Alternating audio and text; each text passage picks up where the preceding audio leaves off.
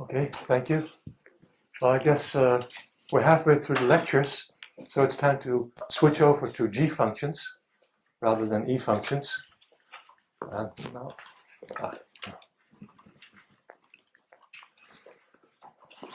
Okay, so I'll confront you with the definition of a G function. Well, if you've seen the definition of an E function, you'll find out that there's hardly any difference. The only difference with E functions and G functions is that here a k factorial is missing. Otherwise, everything's the same. So this was an easy copy and paste for this slide. So basically, so what is a G function? Obviously, it's the word G refers to geometric. And so if we would have ones in that place, we would have simply have the geometric series, hence the name G function. Now, those AKs, they are variable coefficients, depending on k, of course. However, they should satisfy several conditions. First condition is that this power series satisfies, again, a linear differential equation with a rational function coefficients. Secondly, well, it's the same story as with E functions. The sizes of the AKs should be exponentially bounded, as well as the common denominators of A0 up to AK. They should also be bounded exponentially in K. That's all there is to it. And, well, of course, E functions had an infinite radius of convergence because of the k factorial. So these were entire functions. G functions, and that's an important difference, have a finite but positive radius of convergence. So their range of interest, the values that we're going to substitute, of course, belong to the disk of convergence. Let me start by giving you a number of examples to see what their interest is, because it turns out that many functions that we consider interesting belong to the class of G functions. Let's start with the first class. Those are algebraic functions. Any function which is algebraic over q bar z, if you expand it in some power series around some algebraic point, this will be G function. Actually, the coefficients of an expansion of an algebraic function are integers, well, basically S integers. So basically says they're almost integers except for a finite set of primes, which is exceptional and which may occur in the denominator. And for the rest, with respect to the other primes, you have integer coefficients. And that's a theorem called Eisenstein's theorem. And the proof is not, well, you can write down very nice proofs for it, but I won't do it here. Second class of examples is, again, the class of hypergeometric functions. And as you recall, well, I'm doing this one example of the Gauss hypergeometric function, which satisfies a second order linear differential equation. And there are three parameters involved, alpha, beta, and gamma, which have to be assumed to be in Q. And that's also an example of a G function. Of course, you can generalize this, and we know now how to generalize hypergeometric functions, because with the E function examples, I showed you this general class. You can, of course, increase the numbers of parameters up and below, as long as up you have one more parameter than below, then it stays a G function. Well, that's an exercise to show that. Next in line, well, actually, these are the polylogarithms. Polylogarithms have coefficients 1 over n to the k. If you would have had 1 over a, you would, of course, have the power series expansion of the logarithm of 1 minus z. But if you put n to the k there, you get the polylogarithm. And the polylogarithms are interesting in the sense that their values at the point 1 are basically the values of the zeta function at the integer points. So, as you see, if you want to talk about irrationality or transcendence of values of G functions, you already get some very interesting numbers. Well, many people find it interesting numbers, namely the zeta values at the integer points. Here's another class, well, another example. Power series given by with these coefficients, and the coefficients are 1, 3, 19, etc. And those are the so-called a priori numbers, which Roger a priori used in his famous irrationality proof of zeta 2.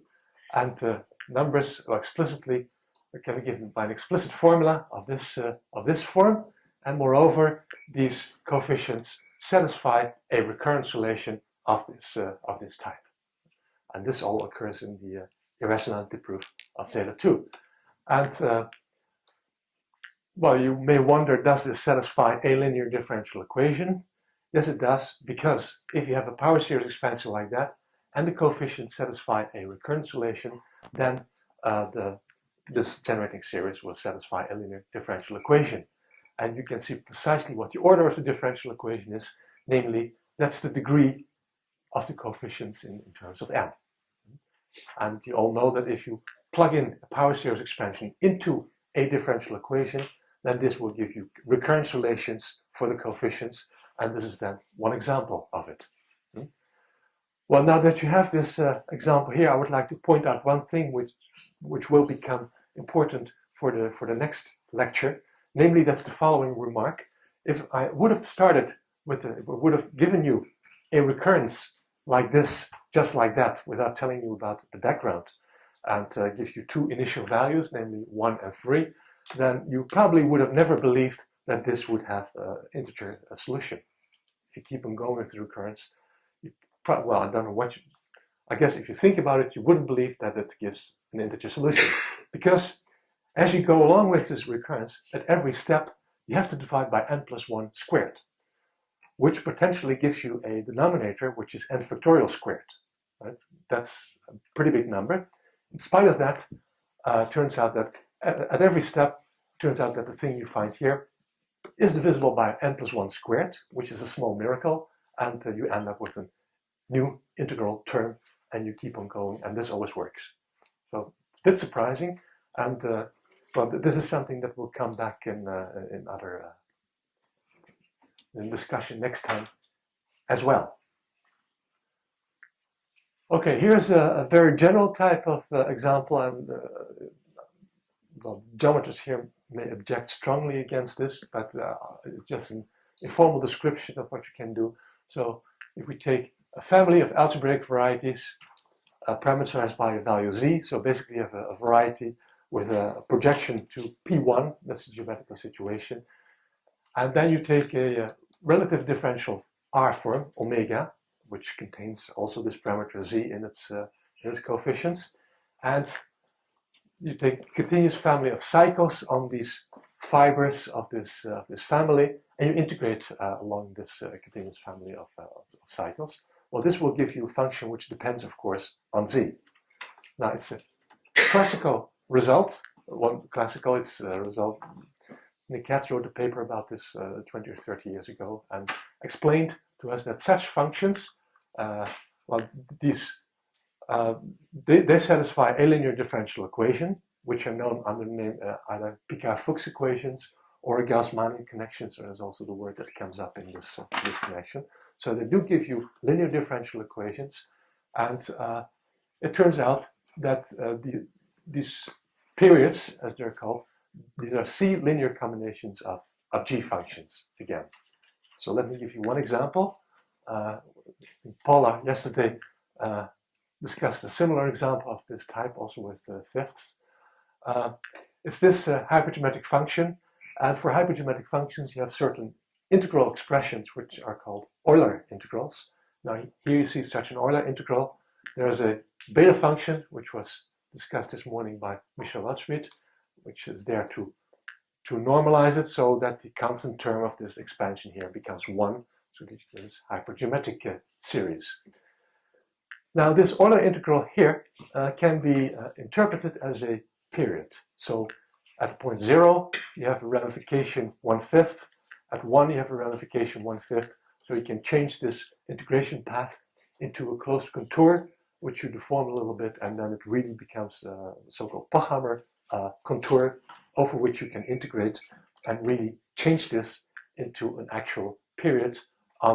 Well, I think the thing you see here can be interpreted as a differential form on this particular algebraic curve, which is, well, I don't know what the genus is, but you can compute it.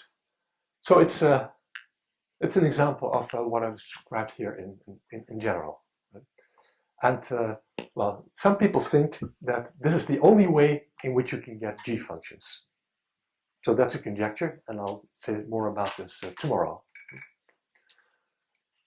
Okay, how about transcendence theory for G functions? It turns out that irrationality and transcendence are, well, not near, I was going to say not nearly, but they're very bad, actually. The only irrationality results you can get for G functions are of similar badness. So I just picked an example here to show you just how bad it is. So what I did here was, well, this you probably recognize. You have a vector, solution vector of a system, first order system of differential equations. I called the coefficient matrix very appropriately G. That's what I do throughout this lecture. And we suppose that the fi's are G functions. And I will also assume that the coefficients are in Q. It's possible to get similar results for Q bar, but let's stick to Q for the moment. And the system should also satisfy a condition which we call the Galoshkin condition. I'll say more about this later. So we have extra constraints. But even with extra constraints, the results you get are of the following type, namely the values of f1 up to fn at, for example, a rational point, a divided by b, are Q linear independent if a and b satisfy a certain condition, and the condition is that b should be bigger than, well, the absolute value of a to some power n plus 1.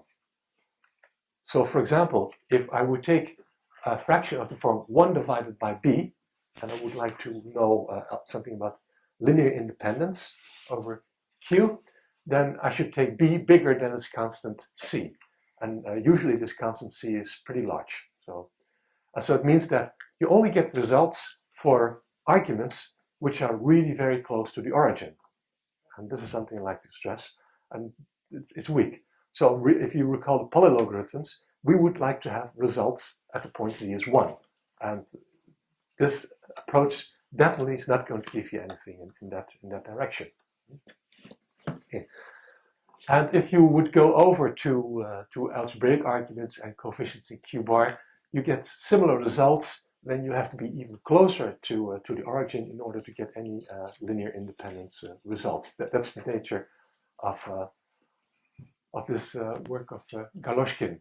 I should say also that, yes, so maybe this theory was due to Galoshkin from 1972. I should say that already Siegel, in his original paper in 1929, defined G functions and also mentioned a number of results of a similar type, but he just took examples like certain elliptic integrals for which he had some irrationality results, but didn't give any description of the way he got it and didn't say much about it.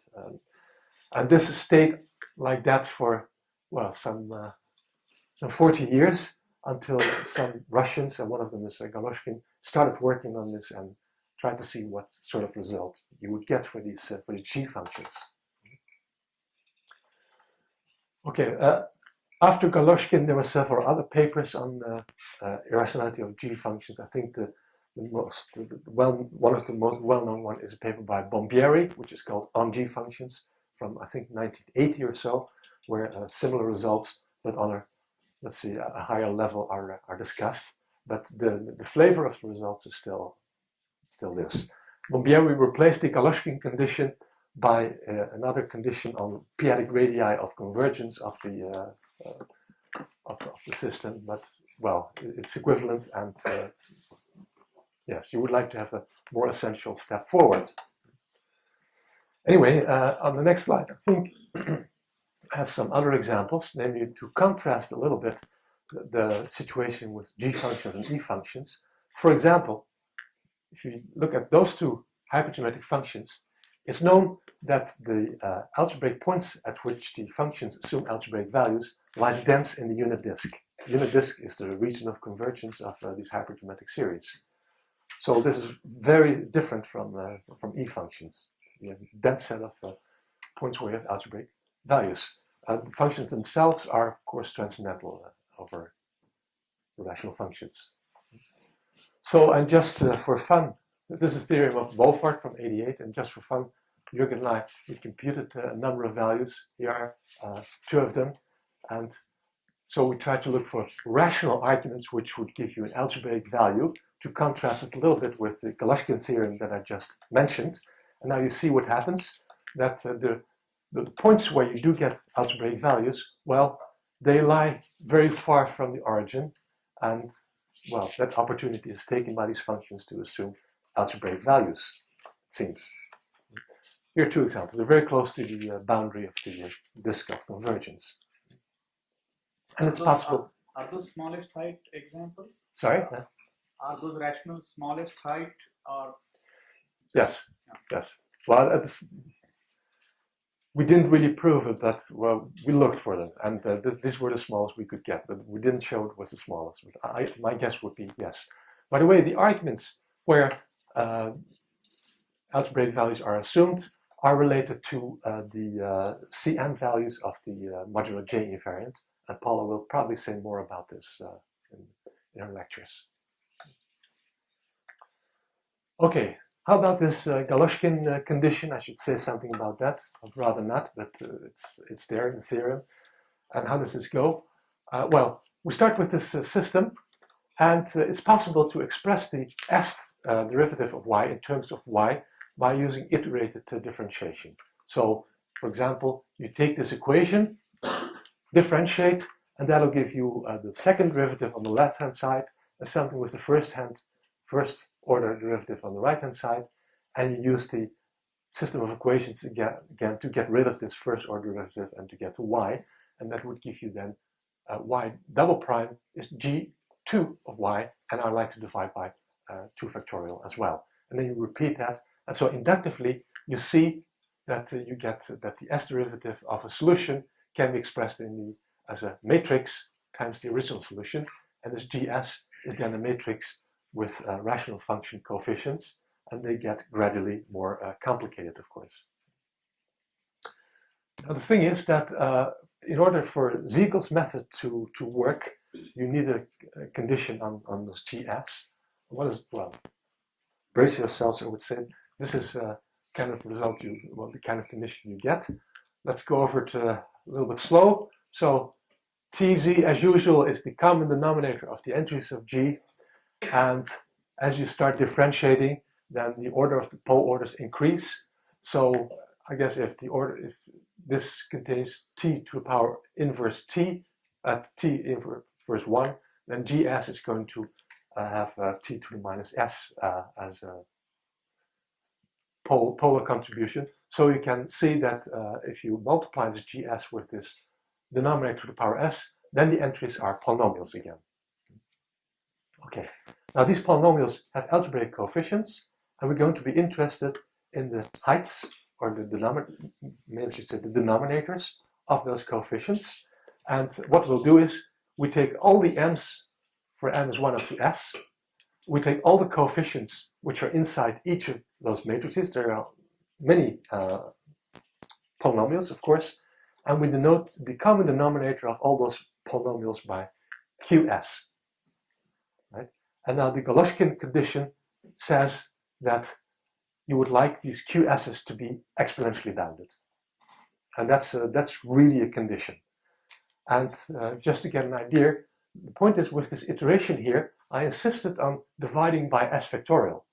So, and if you divide something by s factorial, then it looks a bit similar as with this recurrence that I just described. If you divide by s factorial, then, well, you have to wait and see whether you will get something whose denominators is exponentially bounded. So this is really a strong condition. Okay, so maybe I could summarize Galoshkin's condition by saying that these GS's are arithmetically well behaved, and then I guess they're all happy. I should perhaps also point out why this Galoshkin condition is necessary. It's not something that comes out of the blue, so I have an explanation here. Remember, in the first lecture, I more or less gave an explanation of how to proved how Siegel's method worked, and it consisted in constructing a homogeneous linear approximation of the functions f1 up to fn, and you wanted this linear form to have a very high vanishing order at the origin. So I think this was literally in the first lecture. So the polynomials have all degrees less or equal than big M, and you want this vanishing order, and according to linear algebra this is always possible. And you have this epsilon, which allows you to give a bound for the coefficients, a decent bound for the coefficients pi. Vector notation looks like this, and we also, as I explained, we also needed the derivatives of this linear form. So here are the derivatives, and I divided this by n factorial for a particular reason, which I'll explain in a moment. And those we needed, and if we expand them, if you take the nth derivative of this dot product, then according to the, let's see, usual Leibniz rule for product rule for differentiation, you get this, and then the s derivative of f, well, of course, that's given by gs of f, and I have to borrow this s factorial here to give this gs together. And so what you're left with is 1 over this times this polynomial. Okay, so the derivatives of this linear form look like, have this shape. And now the point is that you would like to plug in z is alpha, if you're interested in point alpha, and you want, so therefore you get the f alphas, so you cook up extra linear forms in f alphas. However, the coefficients there you also plug in as alpha, they will give you coefficients, but you want those coefficients to be well behaved. Now the big point is that if you have a polynomial and you differentiate a number of a polynomial with integral coefficients, you differentiate n times and you divide by n factorial, the result will still have integral coefficients, as you very well know, I think. And so this is what happens here too. So if p has integral coefficients, this will also have integral coefficients. That's good, because if you plug in z as alpha, then this number here will not have too bad denominators. Okay? Now the potential danger is in this gs, because there you would also like the coefficients to have, well, exponentially bounded growth. And this is what the Galushkin condition assures you now, that indeed, if we plug in some value here, Galushkin condition tells us that we do indeed get exponential growth here as well.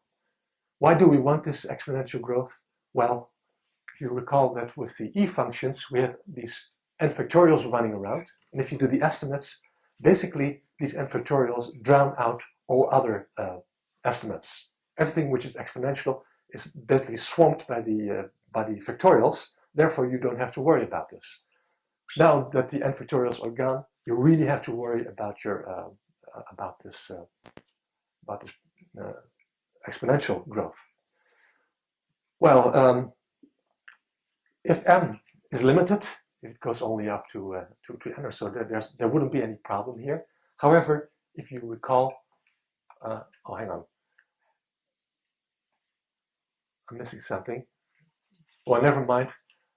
Maybe you don't recall it, but actually, in order to make the method work, we needed m going up to a sizable number, namely epsilon times this big M, which is pretty large. And for all of them, you would like to have this exponential growth. So that's where the problem is. And that's where you need Galushkin's condition. Okay. Yeah, it's really missing, but it's okay. To show you that Galushkin's condition is quite strong, I'd like to point out that if you have an n by n system satisfying Galushkin condition, and then at every point, even the non-zero points, if you write down a basis of solutions, it's possible to write down a basis of solution which consists entirely of g-function solutions.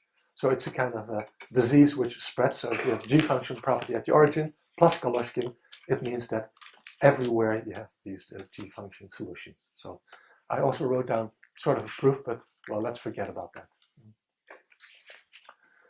Okay, I'd like to go over to the important part of this lecture, and that's a result from 1984, where Chudnovsky also wrote a paper on irrationality of G functions, but he flatly stated that he didn't need Galoshkin's condition, which is quite spectacular and quite surprising, but he could do without.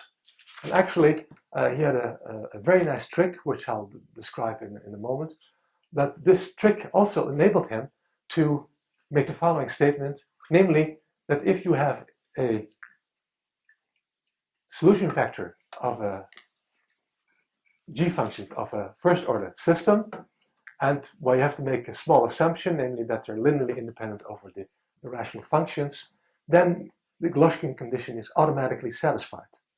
So you don't need any, well, checking Galoshkin condition is a lot of work. It turns out you don't have to do that.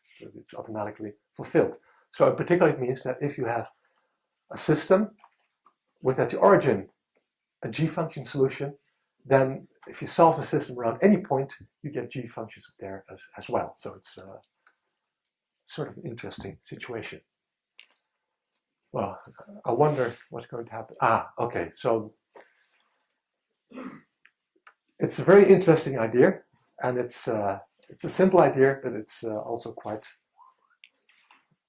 brilliant and efficient. The idea of Chudnovsky was that instead of working with these homogeneous approximations, he would go back to the old Hermite idea, as explained by Michel Waldschmidt, by constructing these approximations of type 1. Namely, you start to approximate the fi's individually by rational functions with having the same denominator. In other words, you take q times fi and you subtract a suitable polynomial and you see to it that it vanishes of an order which is slightly bigger than this big M. Right? And on the basis of linear algebra, if you count the number of unknown coefficients of the q and the p's, count these order restrictions, it turns out that linear algebra will give you a solution. And this epsilon is there to see to it that you get decent bounds on the coefficients. Here's the vector notation, which I find very convenient. And as Michel remarked a number of times, it suffices to have Q only.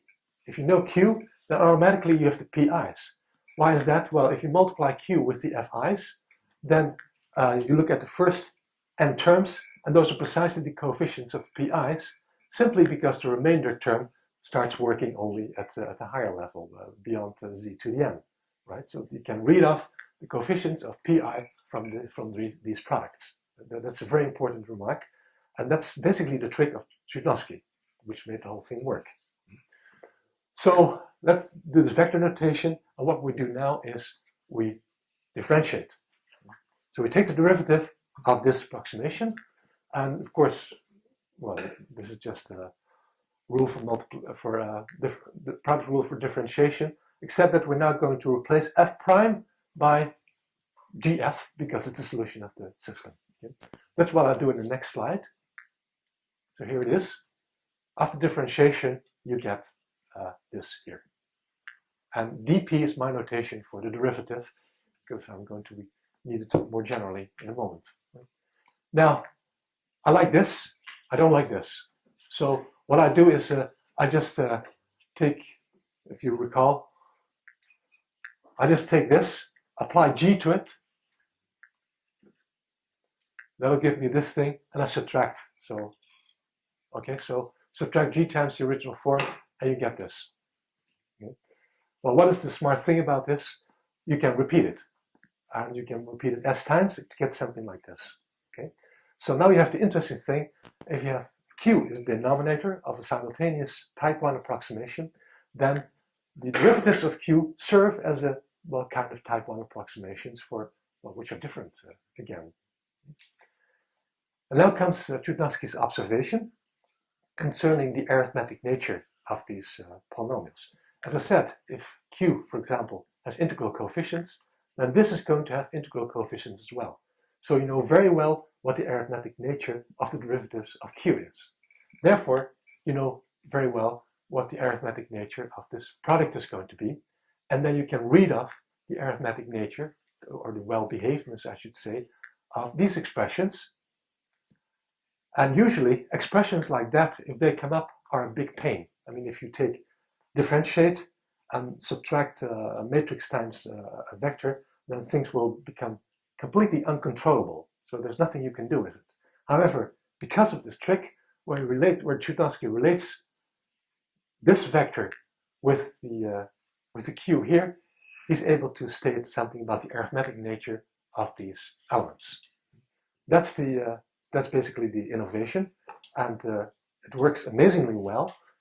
The point is now to use these polynomials here to extract information about the original GS's. So those are the iterated coefficient matrices.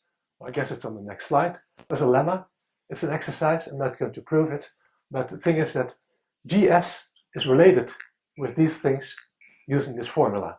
And you can, well, I wouldn't say easily, but you can prove it using induction on S. Right? And so you see now, if this is well behaved, well, you see these expressions come up here as well. This divided by n factorial. And we know that if you differentiate something well behaved a number of times and divide by this number factorial, it will still be well behaved. And therefore, GS is well behaved. And you have to, of course, use different choices. This works for any choice of P. And you have to do it for different choices of P. And so the information here gives you information about GS. There's still some work involved, but anyway, it's the principle of the proof. And it works amazingly well. Okay, so now that we know it, we can proceed. There are a number of other interesting things to be said.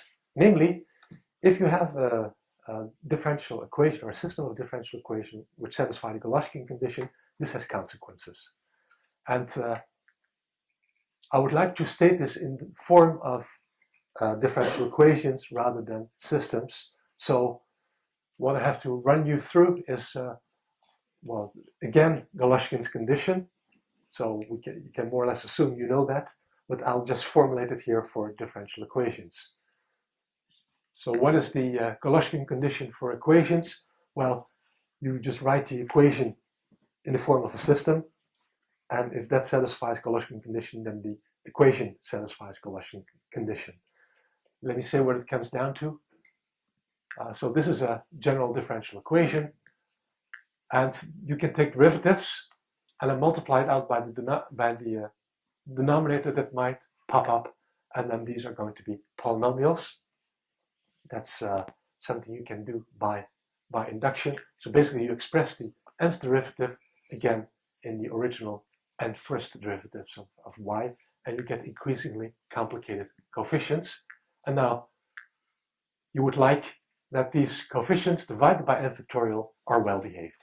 So their denominators have at most exponential growth, right? And it's almost the same as what we did with the system. So it basically comes down to the same thing, but I'll just reformulate it here.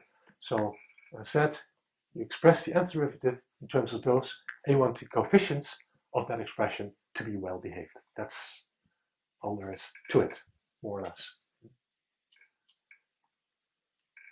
Okay, so then Chudnovsky's theorem now comes down to the fact that if you have a g function and you let Ly be its minimal differential equation, remember that the derivative should be independent, minimal differential equation, then this differential equation satisfies Golashkin's condition.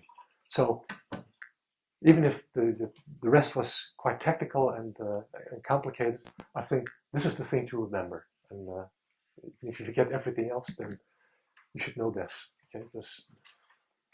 Okay, that's why I put it on one slide, because now we get the next slide.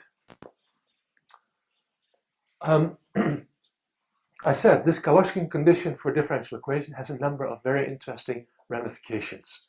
And so in order to describe them, I have to say a few more things about a small intermezzo. This is on differential equations once more. So I have to say something about singular points of differential equations. We have seen regular points, we've seen apparent singularities. Now I have to say something about regular and irregular singularities. Okay? So let's look at the differential equation like that, and assume the coefficients are polynomial, and you can see the singularities as being the zeros of Pn. Now let us suppose that 0 is a 0 of Pn, and therefore 0 is now a singularity of this singular point of this differential equation. Now singular points come in different flavors. You have regular and irregular singularities, and what I'd like to do is describe regular singularities for you. The point is, if z is 0 is a singularity, usually around 0 you don't have a basis of holomorphic solutions. Doesn't happen. People who are aware of Frobenius' method of solving a differential equation probably know this. If you don't know that, well, you can believe me. So there's not necessarily a basis of holomorphic solutions, but you do have solutions, of course, around 0. Now the point is, if those solutions are, if the growth of these solutions is less than something like 1 over to some power of z, then you say that we're dealing with a regular singularity. If the growth of the functions is more than pole-like behavior, we say we're dealing with an irregular singularity. Now the point is, it's very easy to recognize a regular singularity, and I'll give you a criterion for regular singularities because that's basically the only thing we're going to be using. The point z is 0 is regular. Of course, then we don't have to worry about anything, or a regular singular point if and only if. Well, you have to look at the pole orders of these ratios.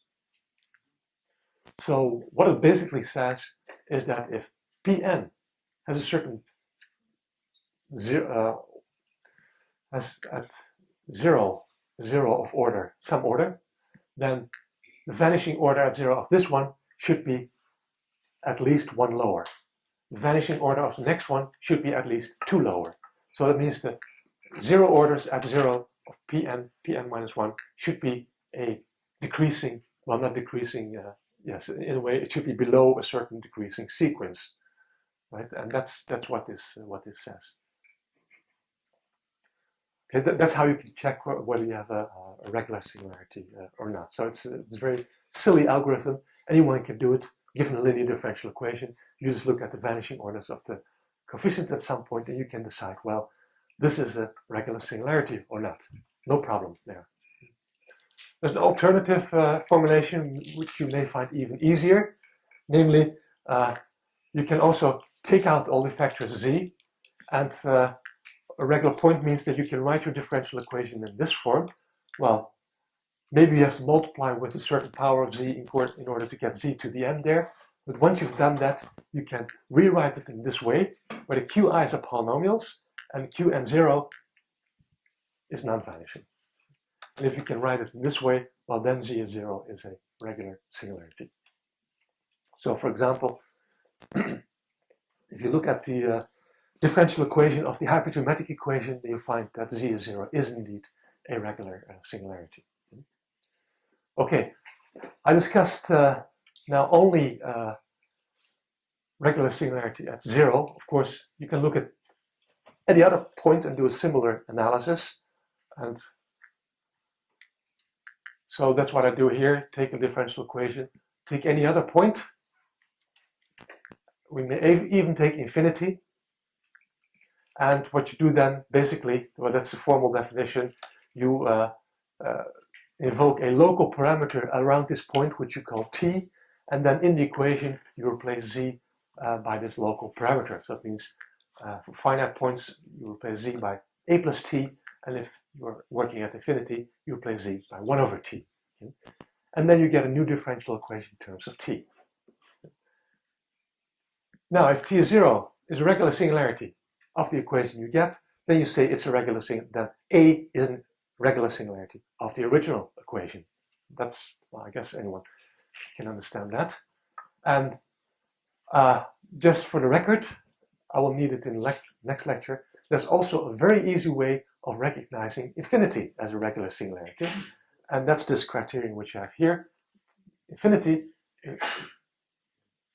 regular single point. So there's a, okay, so regular singular point, if and only if the degrees pi satisfy this inequality, which basically means that if Pn has degree m, then this is allowed to have degree at most m minus 1, degree m minus 2, etc. Right? So the degrees form well, they're bounded by decreasing sequence. Okay, so, well, I'll recall it when we need it once more. Okay, now a differential equation is called a Fuchsian differential equation.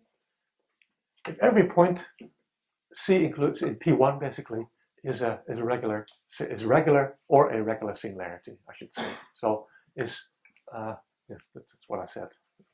Okay, that's the definition of the Fuchsian linear differential equation.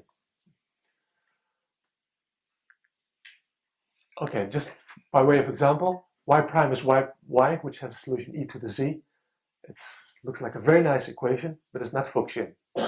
And the reason is that t is 0 is not a regular singularity. You can already see it, because the leading coefficient has degree 0, z, so that means that the coefficient of y should have negative degree. In other words, it should be 0, so it's impossible. You can also see it if you replace z by 1 over t, you get this differential equation, and then you have pole order 2 here, and on the basis of the criterion for regular singularity at 0, we should have had a t somewhere there, but it doesn't exist. So, okay. There is a theorem. If you have a differential equation which satisfies Galoshkin's condition, then the differential equation turns out to be Fuchsian. So, which is pretty strong. And well, there's a few words that a few key words that you may or may not recognize. So, Galoshkin condition sees to it that this differential equation is globally nilpotent. Globally nilpotent means that if you take the pth power of the derivative, then this is a nilpotent operator, and I can describe differently. There is a power such that this is basically, well, has L as a factor if you consider the differential equation modulo p. If this happens for almost all primes p, then you speak of a globally nilpotent equation. Well, just for the people who know about this. And Miketz has showed that if you have a globally nilpotent equation, then this should be Fuchsian, and moreover, the regular or the local exponents should all be rational numbers. That's an additional result. I didn't mention it here, but I could have, but I just dropped it. So that's, well, a nice theorem, and what I like to do is show you that it's really not that hard. It sounds all very complicated and high-tech, but actually the simple-minded theorem that you have here can also be proven in a quite direct way, and this is what I did in the notes. And what I do here is just sketch a little bit how this goes by way of a second-order differential equation. So if we assume that this is a second-order differential equation which satisfies Galoshkin conditions, then I'll show that z is 0 is going to be a regular singularity. In other words, A1 and A0 don't have poles at z is 0. That's what we're going to show. Right? So we want to see that these have no poles at z is 0. Okay, what do? Well, we assume that they have poles and get a contradiction. Okay, just to make my life simple, I will assume that they both have first order pole in z is 0. Okay, so if you have a differential equation like that, by repeated differentiation, by iteration, you can get the nth derivative, and I like to multiply it with z to the m, and well, you get new coefficients, of course, which are given like this. And since this is an iterative procedure, you can give an iteration for these coefficients. I calculated them for you. Here they are. And, well, they're just formulas. And question is what to do with it. Well, the thing is that if this has a pole and z is 0, then these are probably going to have poles as well. So let's see what the order is going to be. And if you look at this recurrence, well, you express this one in terms of the lower ones. For example, if you look at this term will not increase the pole order, which is good because it means we can ignore it. You know? This one is not going to increase the pole order, so we can ignore that as well. This one is going to increase the pole order because this is a certain pole order and it's multiplied by something having a first order pole. Well, so we keep this, right? And this has pole order is not changed, so we just throw it out. Well, as I said, we don't know what the pole order is, but hopefully it's less than or equal to the pole order of this. And you can check that by looking recursively at that one. And it turns out that this one has indeed the pole order which is smaller than this, so we can just forget about it. And so the only term which is going to contribute to the highest order pole term in this one is simply this one. Okay, so let's do the recursion. So this is a reminder of what was on the previous slide.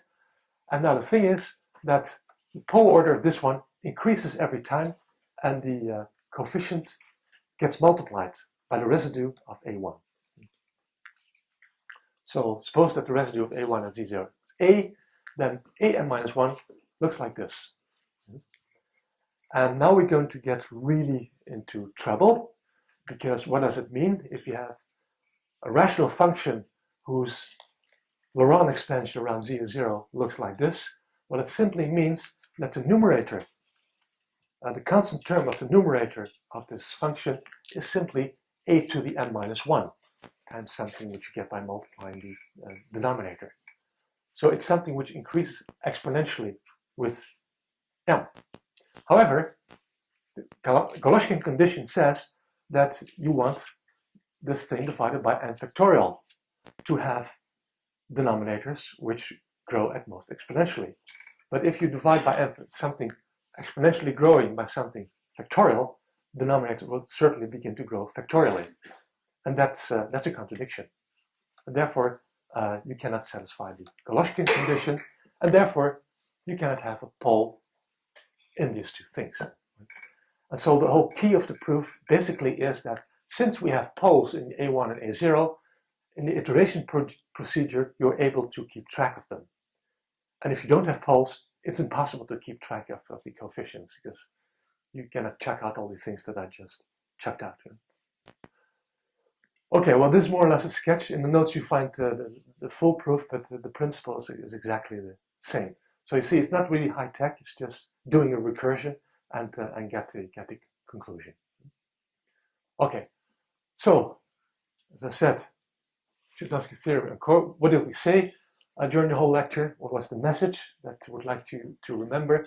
First of all, if you have a g function and you have Ly0 as a minimal differential equation, then this satisfies Galoshkin's condition, but we can forget about Galoshkin's condition because we know that if you have a linear differential equation, a minimal differential equation for a g function, then this equation should be a Fuchsian equation. That's basically the message.